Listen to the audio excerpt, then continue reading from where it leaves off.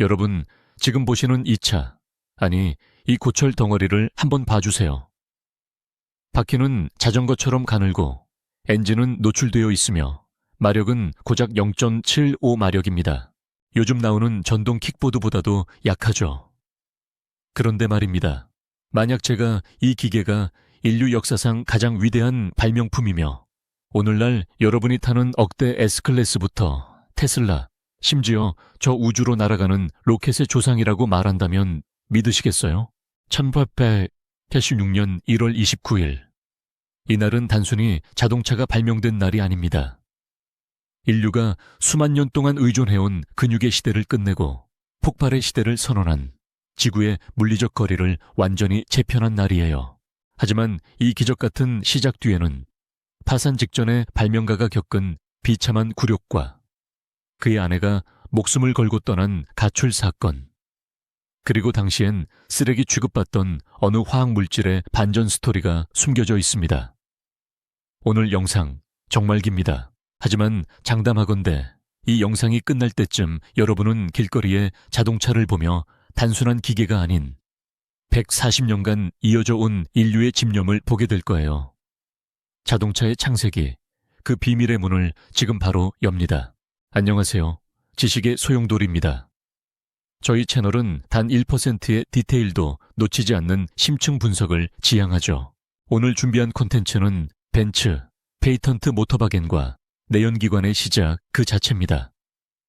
인터넷에 널린 5분짜리 요약 영상과는 차원이 다를 거예요. 카를 벤츠가 왜 바퀴를 3개만 달 수밖에 없었는지에 대한 공학적 비화부터 당시 내연기관을 비웃던 전기차 세력들과의 에너지 전쟁까지 단 한 편의 다큐멘터리로 완벽하게 정리해 드릴게요. 이 영상을 다 보시고 나면 어디 가서 나 자동차 좀 알아라고 말씀하셔도 좋습니다. 자, 140년 전 독일 마나임의 자욱한 안개 속으로 함께 들어가 보시죠. 자, 우리가 가장 먼저 이해해야 할 건 당시의 시대상이에요. 19세기 말 런던이나 뉴욕 같은 대도시의 가장 큰 골칫거리가 무엇이었을 것 같나요? 범죄? 질병? 아닙니다. 바로 말똥이었습니다. 당시 모든 물류와 이동은 말이 책임졌습니다. 말이 많아질수록 도시엔 말똥이 쌓였고 그 냄새와 위생 문제는 재앙 수준이었죠. 오죽하면 당시 학자들이 이대로 가면 50년 뒤엔 런던 모든 도로가 3m 높이의 말똥으로 덮일 거라는 논문을 낼 정도였으니까요. 이건 서울로 치면 강남대로 전체가 거대한 분뇨 수거함이 되는 꼴이었거든요. 즉, 인류는 생명체의 근육이 아닌 다른 동력이 절실히 필요한 임계점에 도달해 있었던 겁니다. 여기서 많은 분이 오해하시는 게 있어요. 카를 벤츠는 부유한 집안에서 태어나 취미로 차를 만들었겠지? 천만의 말씀입니다. 벤츠는 지독하게 가난했습니다. 그의 아버지는 기차 기관사였는데 카를이 겨우 2살 때 사고로 세상을 떠났어요. 어머니는 홀로 바느질하며 아들을 대학까지 보냈죠. 벤츠에게 기계는 꿈인 동시에 가족을 먹여 살려야 하는 생존 수단이었어요. 그가 처음 만든 건 가스 엔진 공장이었습니다. 하지만 동업자들과의 마찰, 자금난으로 그는 자신의 회사에서 쫓겨나다시피 나옵니다. 그런 절망적인 상황에서 그가 붙잡은 최후의 보루가 바로 스스로 움직이는 마차였던 겁니다. 당시 벤츠의 수중에 남은 건 낡은 설계도 몇 장과 아무도 믿어주지 않는 확신뿐이었죠. 당시 사람들은 엔진이라고 하면 거대한 증기기관만 떠올렸습니다. 하지만 증기기관은 너무 무겁고 물을 계속 끓여야 했죠. 벤츠는 더 작고 강력한 힘을 원했습니다. 여기서 그는 당시 약국에서 세척제로 쓰이던 리그로인에 주목합니다. 지금의 가솔린, 휘발유죠. 당시 정유 공정에서 가솔린은 등유를 만들고 남은 부산물, 즉 위험하고 쓸모없는 쓰레기 취급을 받았습니다. 벤츠는 모두가 버리는 그 쓰레기 속에 잠재된 엄청난 에너지를 알아본 거예요. 이건 마치 오늘날 모두가 버리는 폐플라스틱에서 핵융합 에너지를 뽑아내는 것만큼이나 혁명적인 발상이었죠. 하지만 실험은 쉽지 않았습니다. 가솔린은 너무 쉽게 불이 붙었고 잘못 다루면 목숨을 잃을 수도 있었거든요. 벤츠는 수천 번의 폭발 사고를 견디며 엔진의 행정을 다듬어 나갔습니다. 시청자분들이 가끔 물어보세요. 그럼 그때부터 벤츠라고 불렀나요? 아닙니다. 처음엔 벤츠 NC라는 이름으로 시작했어요. 여기서 재밌는 건 벤츠의 투자자들은 그가 자동차를 만드는 걸 극도로 싫어했다는 겁니다. 돈 안 되는 장난감은 그만 만들고 잘 팔리는 공장용 가스 엔진이나 더 만들어라고 압박했죠. 벤츠는 투자자들의 눈을 피해 밤마다 몰래 자동차 시제품을 만들어야 했습니다. 자, 이렇게 우여곡절 끝에 세상에 나온 모터바겐. 하지만 이 기계는 첫 주행에서 아주 비참한 사고를 당하게 됩니다. 그리고 벤츠는 그 사고 때문에 바퀴를 3개만 달기로 결심하죠. 도대체 그날 밤 벤츠의 작업실 마당에서는 무슨 일이 벌어졌던 걸까요? 그리고 왜 바퀴 4개는 당시 기술로 불가능했던 걸까요? 자, 이제 본격적으로 벤츠의 작업실 안으로 들어가 보죠. 여러분, 엔진룸을 열었을 때 복잡하게 얽힌 부품들을 보면 머리가 아프시죠? 하지만 1886년의 엔진은 아주 정직했습니다. 모든 게 밖으로 노출되어 있었거든요. 벤츠가 선택한 엔진은 사행정 사이클 엔진이었습니다. 흡입, 압축, 폭발, 배기. 지금 우리가 타는 내연기관차와 완전히 똑같은 원리예요. 하지만 당시엔 이 시스템이 완성된 지 겨우 몇 년 되지 않은 최첨단 기술이었습니다. 벤츠는 이 무거운 엔진을 어떻게 하면 마차에 싣고 달릴 수 있을 만큼 가볍게 만들지 고민했습니다. 그 결과 탄생한 것이 바로 9부 54cc 단기통 엔진입니다. 배기량은 거의 1000cc에 육박하는데 출력은 겨우 0.715마력이었어요. 요즘 경차 엔진이 1000cc에 70에서 80마력을 내는 것과 비교하면 100배나 약한 셈이죠. 하지만 이건 당시 기준으로 엄청난 효율이었습니다. 여기서 아주 중요한 포인트가 나옵니다. 왜 모터바겐은 바퀴가 3개일까요? 멋있어 보이려고? 아니면 돈이 없어서? 둘 다 아닙니다. 답은 조향 기술의 한계 때문이었어요. 당시 마차의 앞바퀴 조향 방식은 통째로 축이 돌아가는 방식이었습니다. 그런데 이 방식을 자동차에 적용하면 고속에서 커브를 틀 때 차가 뒤집힐 위험이 너무 컸어요. 벤츠는 두 앞바퀴를 각각 따로 움직이게 만드는 기술을 아직 완성하지 못한 상태였습니다. 벤츠는 완벽주의자였습니다.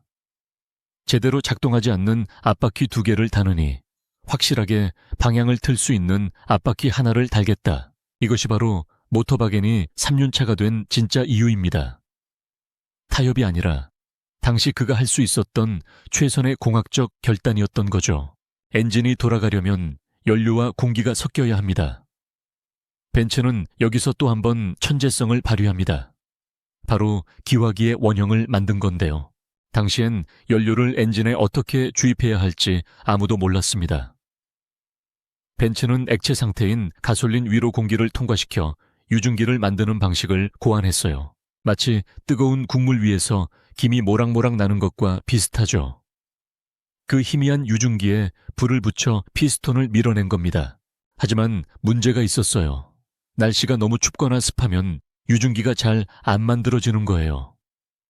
그래서 초기 모터바겐 시동을 걸 때는 엔진을 손으로 직접 돌리는 건 물론이고 엔진이 예열될 때까지 한참을 기다려야 했습니다.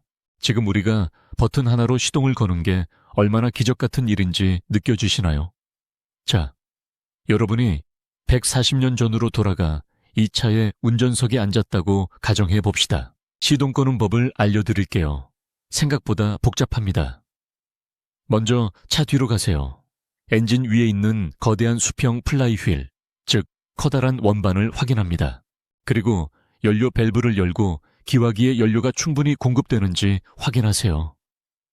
이제 온 힘을 다해 플라이 휠을 손으로 세게 돌립니다. 한 번에 안 될 거예요. 피스톤이 압축 점화될 때까지 5번은 반복해야 합니다. 푸드득 소리와 함께 검은 연기가 나기 시작하면 성공입니다. 이제 운전석으로 뛰어들어가 가속 레버를 당기세요. 그런데 엔진 옆에 달린 그 큰 쟁반 같은 건 뭔가요라고 묻는 분들이 많습니다. 그게 바로 플라이 휠입니다. 단기통 엔진은 폭발이 한번 일어나고 다음 폭발까지 시간이 길어요. 그 사이 엔진이 멈추지 않게 관성의 힘으로 계속 돌려주는 역할을 하는 게 바로 그 무거운 원반입니다. 이게 없었다면 엔진은 첫 폭발 직후 바로 꺼졌을 거예요. 자, 이렇게 공들여 만든 모터바겐. 드디어 벤츠는 자신감을 얻고 세상에 공개합니다. 그런데 말입니다. 첫 공개 시연회에서 벤츠는 일생일대의 망신을 당하게 됩니다. 구경꾼들이 가득 모인 자리에서 차가 갑자기 멈춰버린 것도 모자라 뒤로 굴러가기 시작한 거죠. 사람들은 말보다 못한 고철이라며 비웃었습니다. 벤츠는 절망에 빠져 차를 창고에 가두고 한동안 나오지 않았습니다. 이 기술은 아직 미완성이다. 나는 실패했다라는 자괴감이 그를 짓눌렀죠. 하지만 이 좌절한 천재를 대신해 아무도 예상치 못한 인물이 등장합니다. 벤츠가 잠든 사이 조용히 창고 문을 열고 차를 끌고 나간 두 아이와 한 여인. 카를 벤츠가 절망에 빠져 있을 때 자동차의 역사는 그의 작업실 창고 안에서 조용히 숨죽이고 있었습니다. 때는 1888년 8월의 어느 새벽. 모두가 잠든 시간 한 여인이 두 아들을 깨웁니다. 그녀는 바로 카를 벤츠의 아내 베르타 벤츠였습니다. 여러분, 이건 단순한 가출이 아니었습니다. 인류 역사상 가장 치밀하고 대담한 필드 테스트이자 게릴라 마케팅이었어요. 베르타는 남편이 만든 기계가 완벽하다는 걸 알고 있었지만 남편의 소심함이 그 기회를 날리고 있다고 생각했습니다. 그녀는 쪽지 한 장만 남깁니다. 친정인 포르츠하임에 아이들과 다녀오겠습니다. 하지만 문제는 그 거리가 무려 100km였다는 겁니다. 당시엔 포장도로도 없었고 주유소는 당연히 존재하지 않았으며 자동차 수리점이라는 개념조차 없던 시대였죠. 이건 마치 오늘날 우리가 화성 탐사선을 타고 혼자 화성을 횡단하겠다는 것과 다를 바 없는 무모한 결정이었습니다. 이 여정은 새벽 5시에 시작되었습니다. 차가운 새벽 공기를 가르며 털털거리는 엔진 소리가 마을에 울려 퍼졌지만 베르타는 멈추지 않았습니다. 그녀는 운전기사인 동시에 세계 최초의 자동차 엔지니어였습니다. 여정 도중 엔진이 과열되자 그녀는 길가에 차를 세우고 근처 도랑에서 물을 떠다 부었습니다. 연료가 떨어지자 약국을 찾아가 세척용 알코올인 리그로인을 몽땅 사서 연료 탱크에 부었죠. 그래서 지금도 독일의 그 비즐로흐 약국은 세계 최초의 주유소라는 타이틀을 달고 관광객을 맞이하고 있습니다. 주행 중 예상치 못한 치명적인 결함들이 발생했을 때 그녀의 기지는 빛을 발했습니다. 갑자기 엔진의 연료가 공급되지 않자 베르타는 당황하지 않고 자신의 머리핀을 뽑았습니다. 그리고 그 얇은 핀으로 연료관의 이물질을 직접 쑤셔 뚫어버렸죠. 점화장치의 전선이 헐거워져 스파크가 튀지 않자 그녀는 자신의 가터벨트를 풀어 절연체로 사용했습니다. 내리막길에서 나무 브레이크가 타버리자 그녀는 구두 수선공에게 달려가 가죽 조각을 덧대달라고 요청합니다. 이것이 인류 역사상 최초의 브레이크 라이닝이 탄생한 순간입니다. 정말 어처구니 없을 정도로 대단하지 않나요? 혹시 여러분도 인생에서 감당 못할 큰 벽을 마주하셨나요? 베르타의 행동 지침을 기억하세요. 첫째, 환경을 탓하지 마라. 길이 없으면 길을 만들고 주유소가 없으면 약국을 뒤져라. 둘째, 일상의 도구를 도구로 보지 마라. 머리핀이 누군가에겐 장식이지만 기술자에겐 훌륭한 핀셋이 된다. 셋째, 증명하라. 말로 설명하지 말고 직접 목적지에 도착한 결과물로 세상의 확신을 이끌어내라. 시청자분들이 가장 궁금해하는 부분이죠. 남편 몰래 차를 훔쳐갔는데 벤츠가 화내지 않았을까요? 카를 벤츠는 처음에 경악했습니다. 자다가 일어나 보니 차도 없고 아내도 없으니까요. 하지만 저녁에 그녀로부터 포르츠하임에 무사히 도착했다는 전보를 받는 순간 그는 전율했습니다. 자신의 발명품이 마침내 세상을 달릴 준비가 되었다는 것을 몸소 깨달은 거죠. 베르타의 이 106km 주행 소식은 전 독일에 퍼졌고 사람들은 더 이상 모터바겐을 위험한 장난감이 아닌 실용적인 이동수단으로 보기 시작했습니다. 이제 남은 건 이 기술을 법적으로 보호받는 것이었습니다. 1886년 1월 29일 카를 벤츠는 독일 제국 특허청으로 향합니다. 그리고 역사적인 번호를 부여받죠. 제37355호. 이 특허가 왜 위대할까요? 당시에도 엔진 특허는 많았습니다. 하지만 벤츠의 특허는 엔진만 다룬 게 아니었어요. 엔진을 얹은 차량 전체를 하나의 유기적인 기계로 정의한 세계 최초의 특허였습니다. 셰시, 조향장치, 구동축, 그리고 엔진. 이 모든 게 하나로 합쳐져야 비로소 자동차가 된다는 개념을 법적으로 정립한 거죠. 그래서 전 세계는 이날을 자동차의 공식적인 생일로 기념합니다. 벤츠가 특허로 다른 회사들이 차를 못 만들게 막았나요라고 물으실 수 있습니다. 하지만 진실은 반대입니다. 벤츠는 오히려 자신의 기술이 널리 퍼지길 바랐습니다. 그는 프랑스의 에밀 로제에게 자신의 차를 판매할 권리를 주었고 프랑스 사람들이 오히려 독일 사람들보다 먼저 이 차의 가치를 알아보고 열광하기 시작했습니다. 아이러니하게도 벤츠의 자동차가 꽃을 피운 건 독일이 아니라 이웃나라 프랑스였던 셈이죠. 자, 여기서 우리는 또 한 명의 거인을 만나야 합니다. 벤츠의 작업실에서 불과 100km 떨어진 곳 슈투트가르트의 칸슈타트라는 마을에 고틀립 다임러와 빌헬름 마이바흐가 있었습니다. 놀라운 사실은 다임러 역시 벤츠와 거의 같은 시기에 독자적으로 가솔린 엔진 자동차를 만들고 있었다는 겁니다. 벤츠가 3륜차를 만들었을 때 다임러는 마차의 엔진을 얹은 4륜차를 만들었죠. 하지만 두 사람의 철학은 완전히 달랐습니다. 벤츠는 차량 전체를 아우르는 조화로운 설계를 추구했고 다임러는 엔진이 가장 중요하다. 이 엔진을 마차에도 배에도 비행기에도 얹겠다라는 야망을 품었습니다. 1900년대 초반 뉴욕의 택시 중 30% 이상은 전기차였고 당시 속도 기록을 갈아치우던 것도 전기차였어요. 당시 이동수단 시장은 세 세력이 나누어 가졌습니다. 첫째는 증기 자동차. 힘이 좋았지만 예열에만 30분이 걸렸죠. 둘째는 전기 자동차. 조용하고 깨끗하며 시동 걸기가 편해 상류층 여성들에게 인기 폭발이었습니다. 셋째가 가솔린 자동차인데 이건 시끄럽고 냄새나고 시동 끄는 게 중노동인 최약체였습니다. 1899년 세계 최초로 시속 100km의 벽을 넘은 차는 가솔린 차가 아니라 자매 콩탕트라는 이름의 전기차였어요. 심지어 당시 사람들은 가솔린 차를 보며 폭탄을 싣고 달리는 미친 기계라고 불렀습니다. 그런데 왜 벤츠의 이 폭탄 기계가 살아남아 세상을 지배하게 된 걸까요? 여기에는 두 가지 결정적인 운과 한 명의 배신자가 등장합니다. 첫 번째 운은 텍사스 유전의 폭발이었습니다. 1901년 미국 텍사스에서 엄청난 양의 석유가 쏟아져 나오기 시작하면서 휘발유 가격이 물값보다 싸졌습니다. 반면 당시 정의는 도시 외곽만 나가도 구할 수 없는 귀한 자원이었죠. 두 번째는 헨리 포드의 선택이었습니다. 에디슨은 포드에게 전기차를 만들자고 제안했지만 포드는 냉정하게 거절합니다. 그리고 벤츠의 내연기관 방식을 채택해 모델 T를 대량 생산하며 가격을 파괴해버리죠. 가솔린차가 전기차를 이긴 과정을 통해 우리는 비즈니스의 핵심 통찰을 얻을 수 있습니다. 첫째, 사용 편의성이 전부가 아니다. 둘째, 확장성이 승패를 가른다. 가솔린은 통에 담아 어디든 들고 갈 수 있었지만 정의는 전선이 닿는 곳까지만 갈 수 있었습니다. 셋째, 가격이 정의다.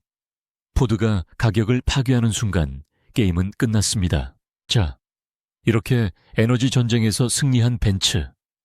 하지만 꽃길만 걸었을까요? 아닙니다. 벤츠라는 이름 뒤에는 우리가 몰랐던 아주 슬프고 아름다운 비하인드 스토리가 숨겨져 있습니다. 전 세계에서 가장 유명한 이름 중 하나인 메르세데스. 이 이름을 들으면 무엇이 떠오르시나요? 성공, 권위, 혹은 은색 별의 엠블럼일 겁니다. 그런데 이 이름이 정착되기까지 자동차 역사는 한편의 비즈니스 도박을 거쳐야 했습니다. 많은 분이 메르세데스가 카를 벤츠의 아내나 딸의 이름이라고 생각하시지만 전혀 아닙니다. 이 이름의 주인공은 오스트리아의 부유한 사업가 에밀 옐리네크의 딸 메르세데스 옐리네크였습니다. 당시 옐리네크는 다임러 자동차의 큰손 고객이었어요. 그는 다임러에게 아주 까다로운 조건을 내걸며 차를 주문했습니다. 더 빠르고 더 낫고 더 강력한 차를 만들어라. 그러면 내가 36대를 한꺼번에 사겠다. 단, 그 차의 이름은 내 딸의 이름인 메르세데스여야 한다. 왜 벤츠인데 다임러의 고객 이름이 붙었나요? 라는 의문이 생기시죠. 사실 이 시기까지 벤츠와 다임러는 치열한 경쟁자였습니다. 다임러가 만든 차가 메르세데스라는 이름으로 레이싱 대회를 휩쓸며 선풍적인 인기를 끌자 벤츠는 위기감을 느끼기 시작했습니다.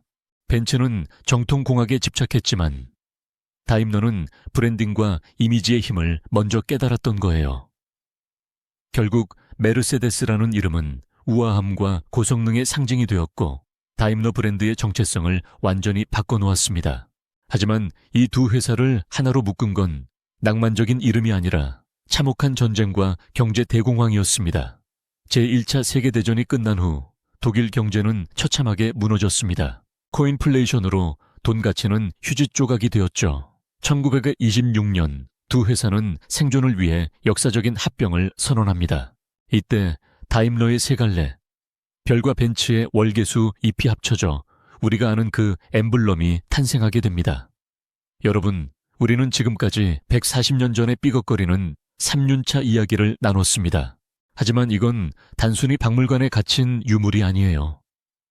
메르세데스 벤츠의 최첨단 전기차 EQS의 운전석에 앉아보신 분들은 느끼실 겁니다. 그 거대한 하이퍼스크린 뒤에 숨겨진 철학이 1986년 카를 벤츠가 도면 위에 잉크를 묻히며 고민했던 것과 소름 끼칠 정도로 똑같다는 사실을요. 카를 벤츠가 모터바겐을 만들 때 가장 고심했던 건 기계가 어떻게 인간의 의지를 정확히 전달할 것인가였습니다. 당시 마차는 말이 주인이었지만 자동차는 인간이 주인이어야 했죠. 이 철학은 현대의 인공지능 시스템으로 이어집니다. 인공지능이 운전자의 습관을 배우고 목소리만으로 차의 모든 것을 제어하는 것. 이건 140년 전 벤츠가 가죽 레버 하나로 가속과 제동을 제어하려 했던 직관적 인터페이스의 궁극적인 진화 형태입니다. 오늘 우리는 인류의 발휘된 기계, 벤츠의 창세기를 여행했습니다. 가난한 발명가의 집념이 쓰레기 연료에서 에너지를 발견했고 아내 베르타 벤츠의 용기가 그 고철 덩어리를 세상의 주인공으로 만들었으며 라이벌 다임러와의 합병을 통해 메르세데스 벤츠라는 불멸의 이름이 탄생했다는 것을요. 영상 초반에 제가 질문드렸죠. 0.75마력의 고철이 어떻게 600마력의 슈퍼카가 되었냐고요. 그 답은 마력 수치에 있지 않았습니다. 그것은 말보다 더 나은 세상이 있을 것이라는 확신, 그리고 길이 없으면 만들어서라도 가겠다는 의지의 힘이었습니다. 140년 전 카를 벤츠가 느꼈을 그 두려움과 설렘은 지금 새로운 도전을 앞둔 여러분의 마음속에 있는 그것과 다르지 않습니다. 여러분, 오늘 영상을 다 보셨다면 주차장에 있는 여러분의 차로 한번 가보세요. 그리고 운전대를 잡고 생각해 보는 겁니다. 나는 내 인생이라는 엔진에 제대로 시동을 걸고 있는가? 만약 여러분의 인생이 지금 0.75마력처럼 약하게 느껴진다면 기억하세요. 벤츠도 처음엔 그랬습니다. 중요한 건 속도가 아니라 방향, 그리고 멈추지 않는 폭발입니다. 오늘 이 긴 다큐멘터리가 여러분의 가슴에 작은 스파크를 일으켰다면 구독과 알림 설정으로 저희 여정에 동참해 주세요. 다음 시간에는 더 파격적인 주제, 포르쉐 911은 왜 엔진을 뒤에 다는 고집을 60년 넘게 부리고 있는가라는 이야기로 돌아오겠습니다. 긴 시간 함께해 주셔서 진심으로 감사합니다. 인류의 모든 혁신은 단 한 번의 폭발에서 시작됩니다. 지금까지 지식의 소용돌이였습니다.